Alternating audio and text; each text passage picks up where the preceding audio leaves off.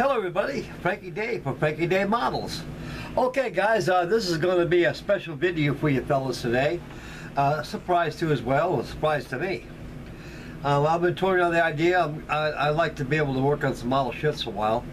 And it's been calling on me for a long while, but I just kind of shined it on for a little bit because I'm too busy on plastic and balsa airplanes. I'll probably have a flight report of the Beechcraft Bonanza done by Cleveland Models. My brother's going to come down. He's going to hold the camera for me while I fly it, and I'll post a couple videos on that. And I've been flying a couple airplanes yesterday. I think I flew my Monaco, that big 90A rubber powered built from 1940 plans. I think I made a YouTube build log on that too as well. The 86 Texan, the Beechcraft Bonanza, they all fly very, very well. I was very happy yesterday. I spent all day long. I got a little sunburn on my back. I took my shirt off my chest yesterday to get a little sun on my hide, and I got a little sunburned a little bit. It's being up there flying with the airplanes. So I got home, took a good shower, and got cleaned up a little bit, and had a little chow, and I sat down on the dinner table, pondering over some builds I like to be doing. So this came to mind, and right now, I'm turning into reality. I made a video, actually it was 3 parts. It was an introduction of a fall build which never arrived, of the Bluejacket SS Portland of 1898, the Titanic of 1898 of New England, known as the infamous Portland Gale. Okay guys, I've been promising you fellows I'll be working on this, so I'm slow, but I get things done, guys. I got nowhere to go but stay here and build models for you fine fellas, you know, and for myself and to enjoy. It's made for the living, and that's what I'm here for, to serve the living and build models and to enjoy for all viewers of all ages. Okay guys, I've been working on this thing for about 5 hours last night. I took a rasp and a file.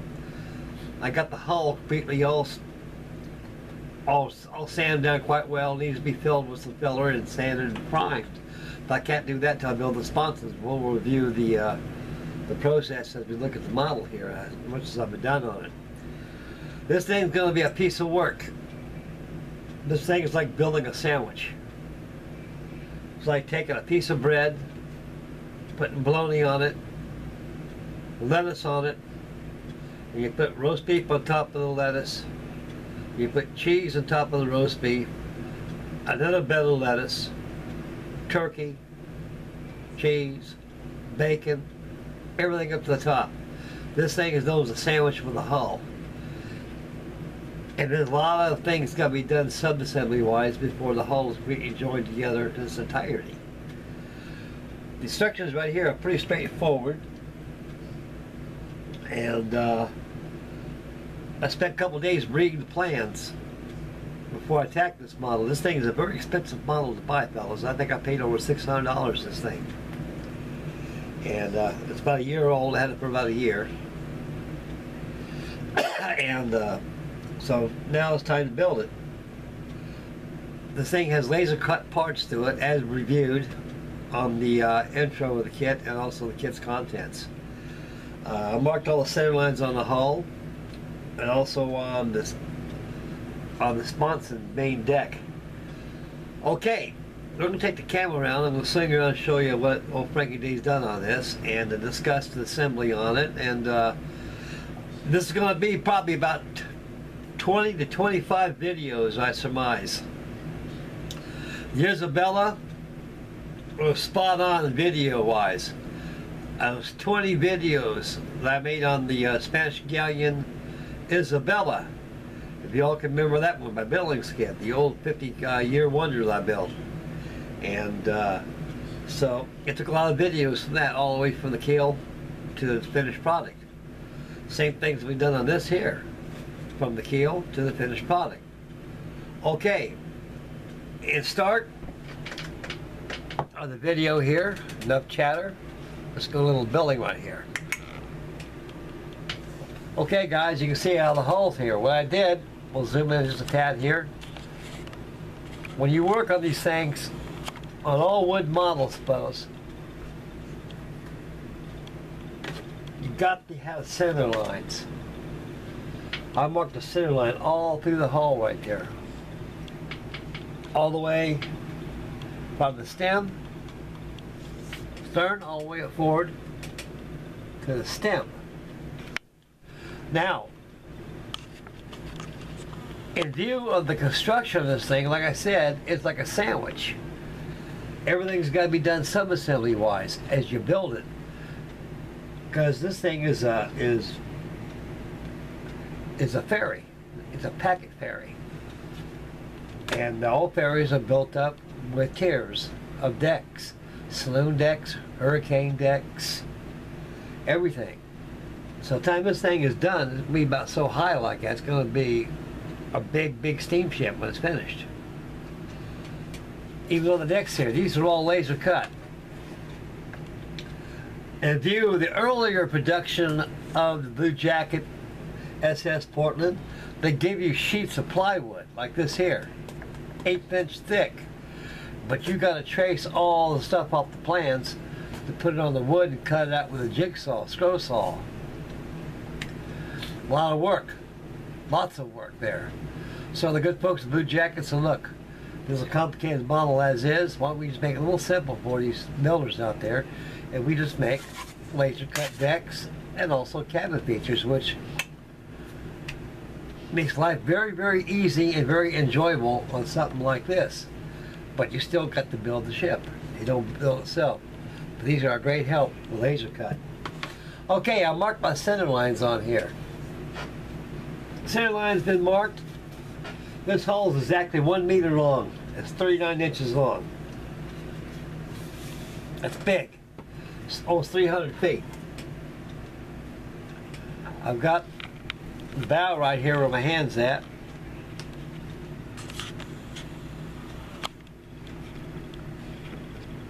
I sand all this. There's a big old huge wood right here. They call it knucks.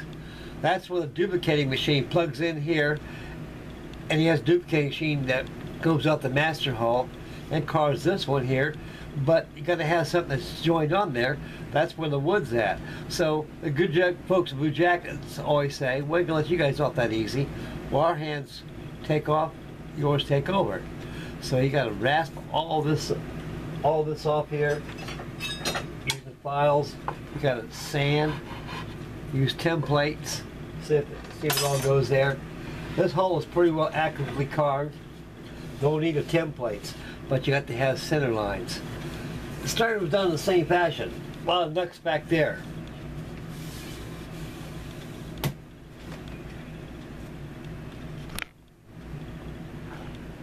This thing was all thick full of wood.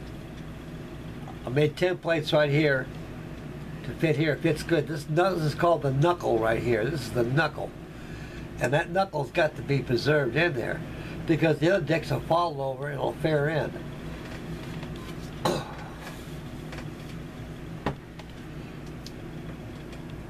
They gave you a load of screws. Excuse me, I just messed with this camera right here.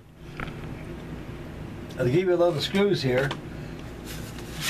And these screws right here, you gotta lay your glue down first and screw your deck onto the hull. The reason why you gotta use the screw method, this thing has got to be mechanically sealed to the hull to give it the profile. If you don't, if you use glue and clamps, which works very well, I don't have very large wood clamps. I got small ones. This thing is too big for the clamps that I have. So I'm mounting center lines on the deck here, as you can see. I can run a screw here, and a screw up there. 3 screws. They hold it down quite well. This is known as the sponson main deck. The sponson main deck is the base and format of the construction of the tiers of saloon decks and hurricane decks. As you see how wide this has got already,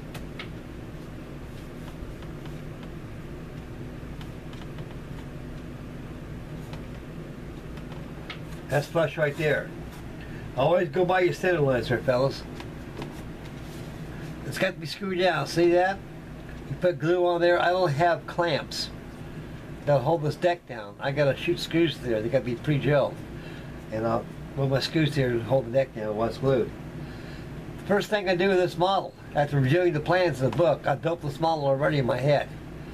This is the base of the hull right here. Before anything is done, any more decks, fitting decks, profile, superstructures are done, this is the start of the everything, of the main deck, of the sponson deck. Now this thing has got sponson. This is a side wheeler. This is a steamer. And this steamer right here has got to have sponsons. They fit underneath here. This thing is just a little bit of an oversized ferry. It's a packet steamer.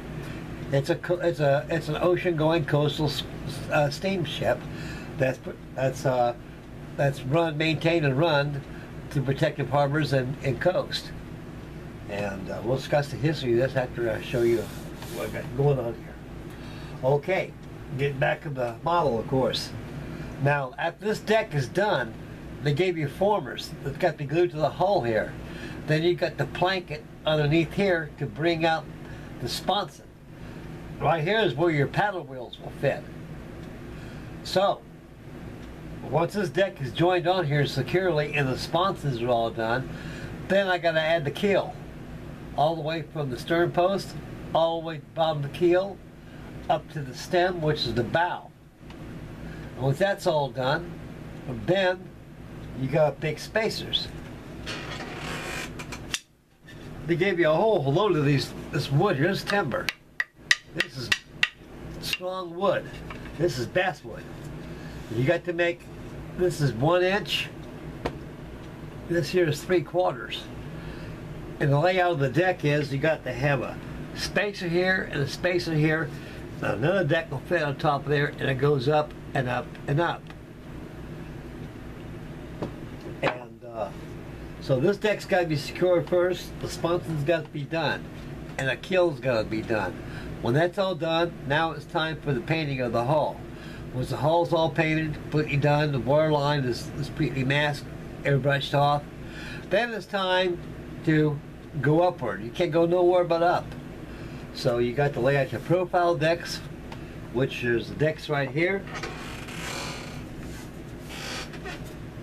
This is your lower profile deck right here. Fits about like this. Now, as it goes up here, you see this here? This is where the side of your superstructure goes on. It fits like this. You got to have something for it to butt up to it. You remember, you got a spacer up here, and another deck will be on top of there. And you got another profile deck on top of it, which is treated like this. That's how the ship is built. Everything's got to be prefabbed. Everything's got to be finished as you build. There ain't no priming the whole thing, paint this, paint that. These things here are treated very, very differently opposed to most model ships. Okay, that's it. Frankie Day's got a lot of work to do. Got the hull all done. Has removed the nuts from the duplicating machine, and also a little sanding of the hull, smoothed out a little bit. Now I'm going to start working on the get this sponson main deck secured. Once it's secured, I got to start building up the sponson. Then get the hull done. It'll build fast, but everything else is going to go slow because it's all sub-assembly. Now those paddles are going to be. It's going to be a job for Frankie Day. This is one kind of model. I never built a model like this before, guys. I'm not too keen on steamships, especially like this. But I've always liked the SS Portland because it was a East Coast packet steamer that traveled off the ocean, and also the coast off the coastal routes, and also protected rivers and coast. Okay, a lot of you guys know the history of the SS Portland. The SS Portland was built in 1890. She was 8 years old prior to her sinking, and her captain was Captain Hollis Blanchard, a very young sailor. He wasn't experienced enough as most seasoned sea captains of that era. but he was seasoned enough to understand and know where the Stellwagen bank's at, where the shallows at, where sandbars are at. He knew pretty much of the coast because it was fair weather. It wasn't no harsh weather going on. But the only mistake that Mr. Blanchard made was that he didn't use proper discretion. He was going by company making this money. The faster he got his ship to the port, he'd get paid quicker and come back. But he wasn't thinking about the passengers, his crew, and himself, and the ship itself. And it was just another form of human error, fellas, you know. And when he took her out, the gale was starting to get really bad. He knew it was foul weather ahead. These, like I mentioned on the intro, and the history of this thing, is like most steamboats in the late 19th century, were not designed to be out in the middle of the ocean because there's no propellers. I mean, propellers, they used propellers like during the Civil War, like on the Kearsarge and all these these ironclads, the Kearsarge, the Alabama, and all the Civil War vessels, they had screws, but back in these days, 1890, they weren't realized. So these things were designed by paddle wheels because paddle wheels were very efficient and very easy to maintain and to build. In the event of internal screws was something else. That came on the turn of the 20th century, you start going to screws, because matter of fact, the Portland set standards, no more paddle wheels. Now on, all ships are going to have screws on, propellers on them. Because I want to tell you something about paddle wheels. Paddle wheels, they don't work like a propeller on a ship. When it pulls in the water and pushes it out, you got buckets on those paddles. They hit those buckets and the ship just steams along. And the rudder was very, very minimal rudder for two paddles because you always had constant torques of going straight and turning right, turning left all the time. And so when the gale came, Captain Blanchard knew he was in trouble because he had to keep the bow to the wind. Back in those days, there was no Marconi, no geographical devices, no compass settings, no nothing. When he came around Cape Ann, he felt the full strength of the storm is because before it was in protective coastal at the coast where land was at. Therefore, it impeded the wind. A lot of the wind was stopped. It blocked the wind a lot. But when he came around Cape Ann, that's when he felt that's when he ran into trouble. He was too deep. He went too deep out in the middle of the bay. And he knew the only thing he had to do, he had to keep the bow into the wind, to the sea, and wait out the storm. And as the storm proceeded, it got worse and worse. Upper structures like saloon decks, hurricane decks, were all blown off the ship before she foundered. And people were with them. People were inside the saloon decks, getting seasick, getting scared to death. Knew that doom was coming near, but when? And Captain I imagine what was raced through Captain Blanchard's mind at the time was get this thing in port as fast as he can, any way he can. But and make a long story short, it never came that way. A lot of people, a lot of historians say that Captain Blanchard, his helmsman, was blown off the ship. It probably was, because all the structures of the ship was blown off. All was left of the Portland was discovered back in 1988 was that the hull and the machinery was all that's left on this deck here, the sponson main deck. Anyway, guys, this is going to be a very good build. I'll probably keep you guys pretty well interested on this thing. Now for the Windle Racer, I'm still working on it. I got the wings all done. That thing's ready to be covered now. So I'll be shooting a video that way towards you guys on the Windle Racer. That'll be probably coming maybe next week or so. Right now, Frankie Day is getting involved on the Portland steamer, and I'm going to build back and forth on that like I always do. So right now, I'm concentrating my time on this SS Portland, the victim of the 1898 Portland gale, and that'll be it. And so I'm going to get back to video number 2 on the Gilmore Racer, and so I can give you guys your comments back to you. Comment back to you, fellas. Okay.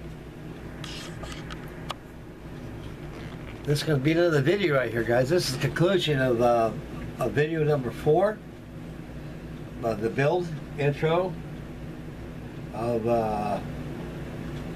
the SS port.